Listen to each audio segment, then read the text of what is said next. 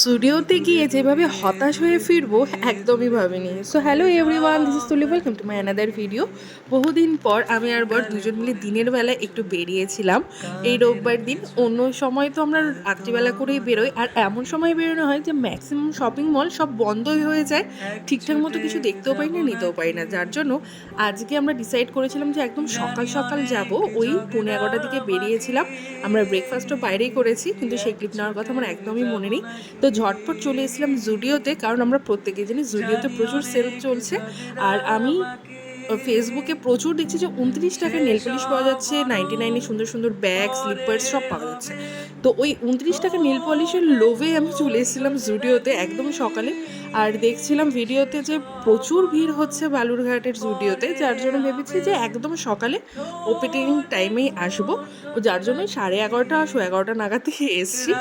এসে তো একদম কি বলবো, নেল পলিশে তো কোনো অফার নেই। আর লিপস্টিকে যেগুলো অফার রয়েছে, লিপস্টিকের কালেকশন একদমই ভালো না। আর সেলের জিনিস তো আমার কোনোটাই কিছুই পছন্দ সেরকম হয়নি। স্লিপার্সও সেরকম ছিল না, কোনো কিছুই না। আর ব্যাগের কালেকশন তো ছিলই না। বাট সেলে যখন এসছি তো একটা ড্রেস নিয়েছি, একটা জিন্স নিয়েছি। তো নিয়ে সোজা আমরা দুজন মিলে এখন চলে যাচ্ছি স্মার্ট বাজারে। কারণ আমরা যেমন টাইমে প্রত্যেকটা বার যাই স্মার্ট বাজারে, একদম ক্লোজ হয়ে যায় সব। যার জন্য আমরা ঠিকঠাক মতো ঘুরে কিছুই দেখতে পাই না। তো জুডিও থেকে সোজা আমরা চলে এসেছি এই রোদের মধ্যে স্মার্ট বাজারে। কিছু গ্রসারি শপিং করার আছে, তো সেগুলোই দেখছিলাম যে কী কী নেওয়া যায়। আর হাতে যেহেতু প্রচুর সময় রয়েছে, আজকে হাজব্যান্ডের স্কুল ছুটি, তো একদম মন ভরে আরাম করে দেখে শুনি জিনিসপত্রগুলো নেব।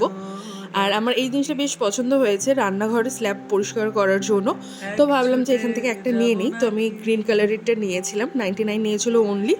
আর এই জিনিসটা বেশ ভালো লেগেছে, বাট এখন যেহেতু আমি খুব একটা আইসক্রিম খাচ্ছি না, তো যার জন্য এটা আর নেইনি। বাড়িতে যেহেতু যে স্টিক আইসক্রিম সেগুলোই বানাচ্ছি, তো যার জন্য এটা আর নেইনি।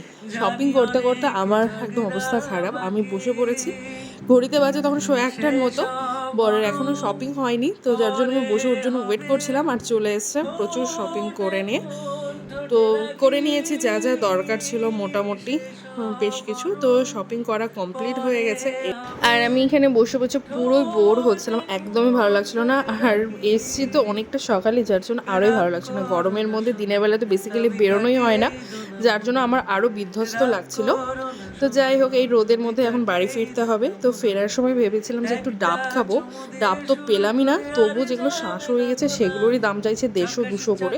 তো আর কি আর করা যাবে, ডাব না খেয়ে ফেরার সময় আখের রস খেয়ে শান্তি মতো বাড়ি ফেলাম। তো চলো নেক্সট ভিডিওতে দেখা হচ্ছে, ততক্ষণের জন্য বাই বাই।